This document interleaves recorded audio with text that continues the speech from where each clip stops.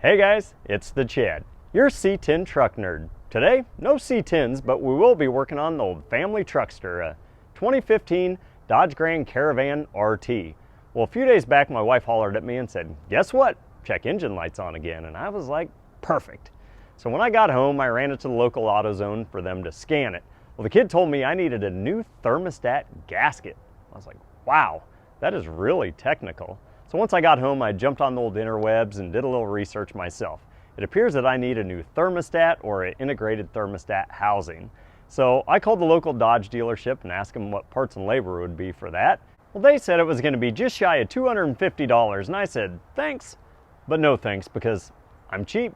So in today's video, I'm going to show you for $20, maybe $30 if you need a gallon of antifreeze, how you can swap one of these out right here in your own driveway.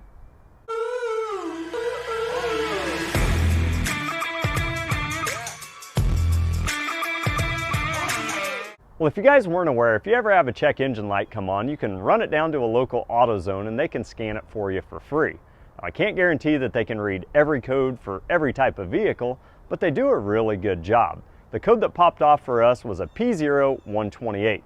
Basically what that's saying is the engine coolant isn't getting up to operating temperature. Some of the warning signs or symptoms would be that the check engine light comes on and off, it stays on continuously, or the heater is not heating like it should. And that's pretty important because it is the winter months right now, but truly, if the check engine light's on, the remote start doesn't work, and that's pretty important to the old wife. So the general fix is going to be to replace the thermostat or integrated thermostat housing, and that's just a fancy word for the plastic case that holds the thermostat that has a gasket or an O-ring. The one I picked up is a Dorman 902 3036. Got this one straight from Amazon. You can also get them at your local parts stores, but this one was significantly cheaper online. Now, I chose the whole integrated housing because it's cheaper than just buying a thermostat, and these are made of plastic, and these engines go through lots of heat cycles, and they could possibly crack, so why not just go all new? Another thing you might grab is a gallon of antifreeze, because when we pull this old one off, it's going to be leaking all over the place, and you're going to need to backfill it. Now, I'm sure there's a few of you out there that are a little intimidated to work under the hood of one of these minivans, and that's okay. You don't need a lot of mechanical skills or fancy tools to swap one of these out. Truly, the hardest part of the whole process is probably listening to me tell you how to do it, and sorry. Now, the tools and the parts that you're going to need for the project are going to be a ratchet, an extension, a 10 and a 13 millimeter socket, a flat blade screwdriver, a pair of pliers or hose clamp pliers. I like to have a pair of rubber gloves, a fanal, a catch pan, and then the parts are going to be that integrated thermostat housing and a gallon of antifreeze. Another thing that's not bad to have around is some cardboard or an old blanket to catch some of that antifreeze so you don't stain up your driveway. So now that we have the hood open, let's locate this thermostat housing. It's going to be on the passenger side of the engine about halfway down. If you have any troubles finding it, just follow the big radiator hose because that's what it plugs into. Now, this is going to be extremely tight to get into unless you have little kid-sized hands like myself. But if you have adult-sized hands or some as big as Andre the Giant, you're probably going to be bleeding unless you remove some other parts. Now, since we're not mechanics working on commission, it really doesn't matter if this takes us 15 minutes or an hour, and I'm always going for the easiest route not to get hurt, so we're going to be removing a few parts. So when I work on any vehicle, I like to go through and disconnect the battery. We're going to have to reset the code anyway, so grab your 10 millimeter socket, we'll loosen the negative terminal, and then just pull it off and stick it to the side. Then you're going to need to grab your 13 millimeter socket, and I'm going to be removing the power steering fluid reservoir. That way we can get our hand in here a little bit easier. Once you loosen that, just pull the tank off to the side. I like to go through and put this nut back on because it's bad to lose your nuts. And then I've hooked up a bungee cord, and I'm just going to keep this pulled off to the side. That way I can get my hand in here a little better. Next thing I'm going to do is get my cardboard, slide it underneath the engine bay and my catch pan. That way I don't get so much of this on the driveway.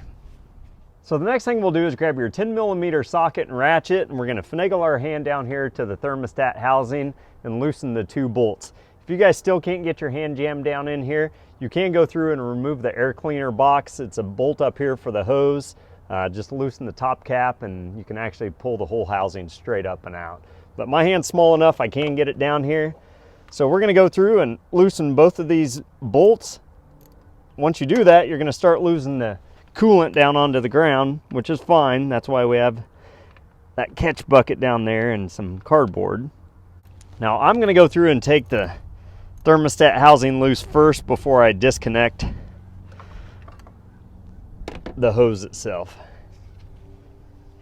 So I've got the bottom one out, move to the top. Just try not to drop these because you may never find it again, and the new ones don't come with the bolts. Got both of those off, so now I'm gonna go through and break the seal, and this is where the antifreeze is gonna pour out. And there she goes.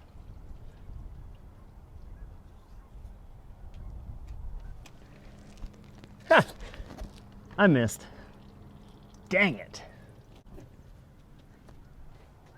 Oh well.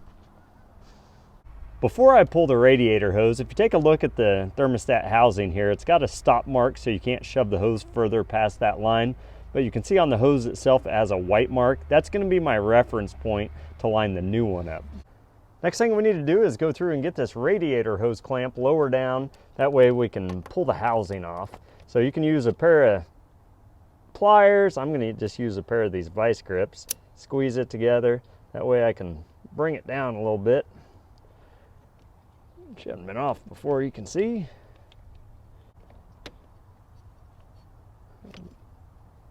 Brought it down a ways.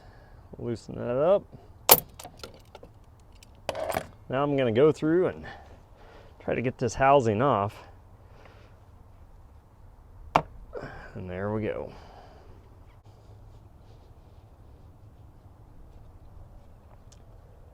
Now we've got it off. One thing to be aware of is if you notice, the O-ring or the gasket is not here in the housing.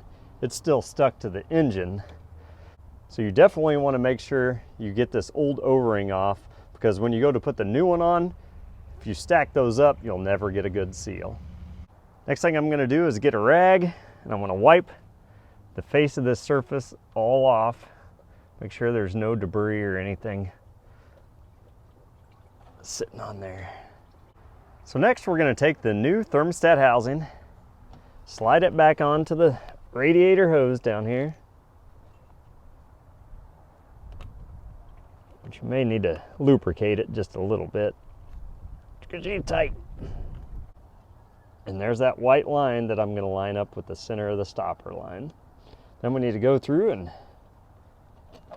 get the hose clamp back tight.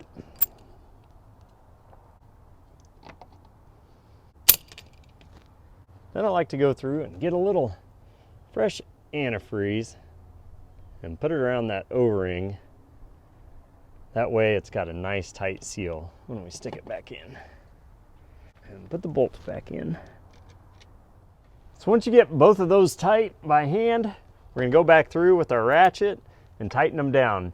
It's calling for 9 foot-pounds of torque, which is about all the muscle that I have, but truly it's a plastic housing, so we just want to get it snug but not too tight where you're going to crack the thing. So I've got the bolts tightened down, and go back and put the reservoir back on, tighten it up, and we'll need to go through and hook the battery back up as well. So the next thing we need to do is add some antifreeze or coolant back into the system, because when we pulled the housing we dropped quite a bit onto the ground. Now when it comes to coolants, they're not all the same, and you do need to be careful which one you're putting back into the vehicle. Generally there's a universal, which is usually that green stuff. Then we have an OAT, which is organic acid technology, and a HOAT, which is a hybrid organic acid technology. Not all of these coolants can be mixed together. You could run into some problems, so definitely check your owner's manual. Now the 2015 Grand Caravan, it calls for OAT, so I just jumped onto Amazon and ordered an original OEM gallon of theirs, and why not? It's about the same price as going to the parts store, and this is exactly what it calls for. So the next step, we're just going to go through and start pouring a little bit in at a time. They make some pretty cool radiator funnels you can buy, but I'm cheap and I'm just gonna risk spilling it on the ground because it's already a mess under here anyway. Now when I go to add more coolant to the vehicle, we have to be aware that we did add air into the coolant system, so we're gonna have to get it out somehow. Now Dodge was smart when they made these integrated housings. They went through and put a bleeder valve right here on the top, and that's why you need a flat blade screwdriver. We're just gonna go through and turn this a couple times counterclockwise. That way when I start putting the coolant back in, any air that was in there can escape right out of the top of that bleeder valve. We're gonna keep putting coolant in until it's just pure liquid coming out. We'll be able to get a little bit more out when we run the vehicle. So we'll keep adding this until we see liquid coming out of that bleeder. So now you can see we got some coming out. Just kind of looking for air bubbles to see if there's any more. So once we don't see any more air bubbles, we'll go back through and just tighten the bleeder closed and call it good. So now we can go through and fire the van up. That way we can draw that coolant down into the system. I'm gonna open the bleeder valve one last time to make sure we've cleared all the air out. Then we can go through, top off the radiator, put the cap on, and don't forget to go through and fill your overflow tank as well. Once I finish all that up, I'm gonna wash the engine bay out to get that residual coolant gone, and then we can check it for leaks.